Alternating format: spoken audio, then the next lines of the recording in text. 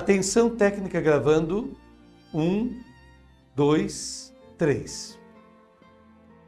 Olá, queridas amigas e amigos do Grupo de Reflexão Bíblica São Jerônimo. Como é bom estar aqui com vocês, contribuindo humildemente com a minha reflexão para que possamos vivenciar melhor o Evangelho que nos é proposto para este domingo de Quaresma, o primeiro domingo de Quaresma. E eu agora passo a fazer as minhas considerações. Estamos vivendo o primeiro domingo da Quaresma, ano litúrgico B. E o tema que eu escolhi para a celebração de hoje é o seguinte: aprendendo a viver em tempos de provação. Isso mesmo, repito, aprendendo a viver em tempos de provação. Para o primeiro domingo da Quaresma, a liturgia apresenta-nos a passagem das tentações de Jesus no deserto, no Evangelho de Marcos. E nestas tentações de Marcos, Jesus não reza nem jejua. Por quê? O evangelista não pretende apresentar um episódio da vida de Jesus, mas toda a existência dele, como que se fosse resumida aqui. Sabemos que o número 40, que é o período que Jesus Cristo fica no deserto, na Bíblia, tem valor figurativo, não tem valor matemático ou aritmético, mas representa uma geração, um tempo oportuno para que algo importante aconteça. Portanto, o evangelista, nestes poucos versículos, mostra-nos o que foi toda a existência de Jesus. Desse modo, não se trata de um episódio do qual Jesus saiu vitorioso, mas de toda a vida dele. Ele é vitorioso em sua vida. Vamos então começar a leitura do texto do Santo Evangelho. Comecemos por Marcos capítulo 1, versículo 12, que você já vê aí na sua tela. Naquele tempo, o Espírito levou Jesus para o deserto. Ora, o evangelista escreve no versículo 12 do capítulo 1, e imediatamente o Espírito. Que Espírito é esse? Aquele mesmo Espírito que Jesus tinha acabado de receber em seu batismo. E agora, como resposta ao amor de Deus que Jesus recebeu, temos o amor para com os homens, um amor que os liberta. É isso que vai transparecer nessa cena. Imediatamente o Espírito o impeliu. Olha só o verbo, é muito forte o verbo usado aqui. Ele o afugentou, ele o impeliu, como que ele forçou Jesus para o deserto, para indicar a urgência dessa atividade. Este deserto recorda o deserto do Êxodo, o caminho de libertação que Jesus veio agora empreender para libertar o seu povo. Ou seja, uma nova libertação se inicia. Continuemos, agora lendo o capítulo 1, versículo 13, primeira parte. E ele ficou no deserto durante 40 dias, e aí foi tentado por Satanás. E ele ficou no deserto durante 40 dias. Como foi dito antes, não indica aqui um episódio da vida de Jesus, mas toda a existência dele. E aí foi tentado por Satanás.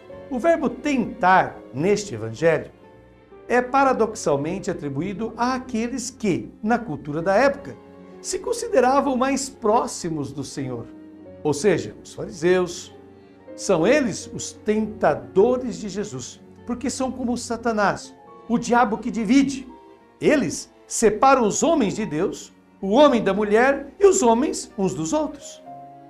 Ele é tentado por Satanás e Jesus dirigirá o epíteto Satanás a um de seus discípulos, Pedro, que não aceita a orientação de Jesus para ir e comunicar a vida. Ele quer um Messias de poder e não entende que Jesus, em vez disso, será derrotado pelo poder deste mundo. Prossigamos. Lendo agora Marcos capítulo 1, versículos de 13b, a segunda parte do versículo 13. Vivia entre os animais selvagens e os anjos os serviam. E depois o evangelista segue dizendo que ele estava com os animais selvagens. No livro de Daniel, Antigo Testamento, os animais selvagens indicam impérios, o poder, o que pode causar a morte. Então Jesus corria o risco de perder a vida durante toda a sua existência nessa terra. Depois diz que os anjos o serviam. Os anjos aparecem pela primeira vez em atitude de serviço. como aqui agora. Esses anjos, que mais tarde veremos, são retratados por mulheres no Evangelho de Marcos. Sim, mulheres, pois serão as mulheres que seguiram Jesus desde a Galileia um modelo de serviço. Isso mesmo. A primeira será a sogra de Pedro, que servirá a Jesus logo após ser curada pelo mesmo. A última vez que o anjo aparecerá, atribuído às pessoas, serão as mulheres da crucificação, as que vão lá no túmulo.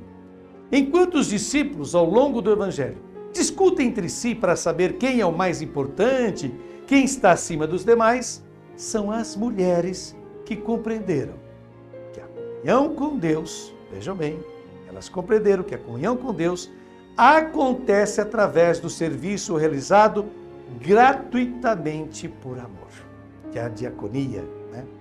E lembremos que as mulheres eram consideradas os seres mais distantes de Deus. No 10º capítulo, versículo 45 de Marcos, será Jesus, durante uma discussão com seus discípulos, quem dirá que não veio para ser servido, mas para servir. O serviço realizado gratuitamente com amor e generosidade é a única garantia de comunhão com Deus. Isso é fundamental. Prossigamos agora lendo os 2 versículos finais do Evangelho deste domingo. Capítulo 1, versículos de 14 a 15. Depois que João Batista foi preso, Jesus foi para a Galileia pregando o Evangelho de Deus e dizendo: o tempo já se completou e o reino de Deus está próximo. Convertei-vos e crede no Evangelho. Então, o evangelista imediatamente depois afirma que, depois que João foi preso, aqui os animais selvagens estão presentes. Tanto João como Jesus anunciam um convite à mudança. Mas quem está no poder, representado pelos animais selvagens, as feras, não tem intenção de mudar e quer perseguir todos aqueles que proclamam e anunciam essa mudança.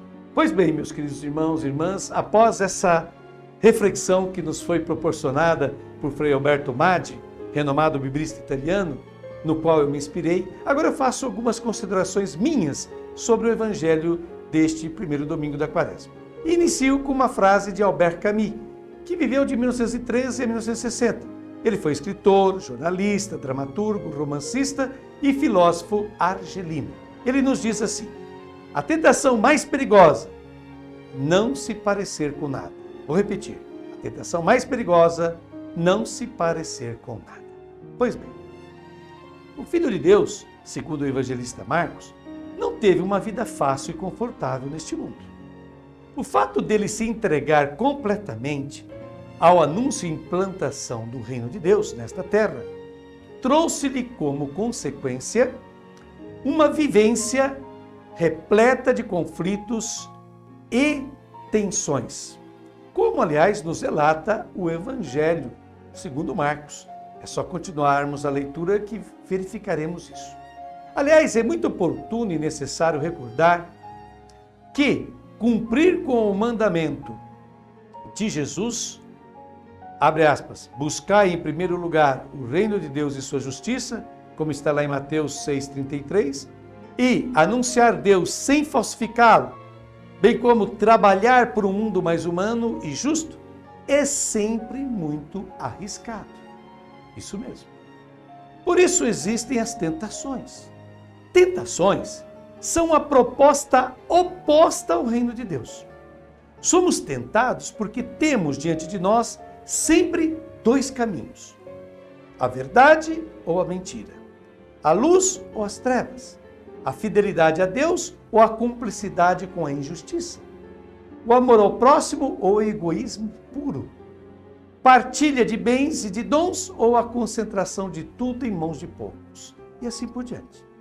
Portanto, as tentações, as provocações da vida buscam nos afastar de Deus e de seu reino. Por isso, todos necessitamos ser impelidos ao deserto. O deserto, naquele tempo de Jesus, era o lugar da ruptura com o sistema de vida e de sociedade em que se vivia. Não por acaso, no deserto, ou para o deserto, iam os deslocados, devedores que não tiveram sua situação econômica resolvida perante a fazenda pública, insatisfeitos com a ordem social vigente e assim por diante. Portanto, no deserto se encontravam os que se colocavam à margem daquela sociedade. Hoje a gente usa uma expressão em inglês chamada os outsiders. Outsiders são as pessoas que estão à margem da sociedade, que vivem de maneira diferenciada de como a sociedade costuma se comportar. Jesus se identifica com esses outsiders, vejam bem.